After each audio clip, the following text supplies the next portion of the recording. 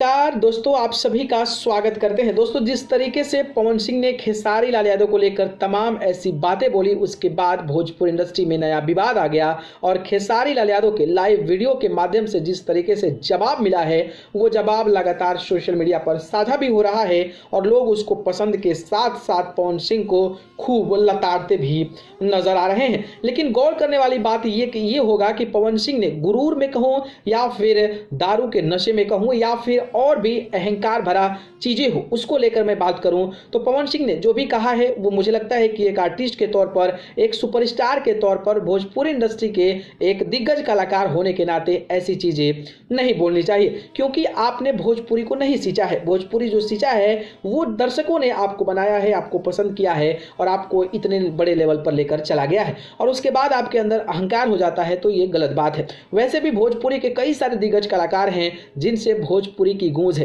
भोजपुरी की चर्चा है। जैसे भिखारी ठाकुर की बात कर लें, मनोज तिवारी की बात कर लें, रवि किशन की बात कर लें, गोपाल राय की बात कर लें या फिर भरत शर्मा की बात कर लें या फिर तमाम ऐसे बड़े दिग्गज कलाकार हैं जो भोजपुरी इंडस्ट्री को सींचा है, भोजपुरी इंडस्ट्री को एक अलग लेवल पर लेकर गए हैं। लेकिन आप कुछ लोगों के साथ काम करके, कुछ बॉलीवुड के साथ काम करके, कुछ मिलियन व्यूज पाके, ऐड का सहारा लेके आप ये कहते हैं कि भाई हम ही जो हैं वो सब कुछ हैं। क्या कोई और कुछ नहीं है? क्या निरहुआ कुछ नहीं है? क्या खेसारी लाल यादव कुछ नहीं है? क्या जो मनोज तिवारी हैं वो कुछ नहीं है? क्या जो भिखारी ठाकुर हैं वो कुछ नहीं है? इसका जवाब जो है पवन सिंह को देना पड़ेगा और शायद यही वजह है कि लोग जो है भड़क गए हैं और खेसारी लाल यादव भी लाइव आकर ऐसी बातें जो है उनको बोलना पड़ा है। तो मुझे लगता है कि इस पर प्रतिक्रिया जो है वो दिनेश लाल यादव निरहुआ के तरफ से भी दिया जाना चाहिए कि क्या पवन सिंह ने जो कहा है वो सही कहा है।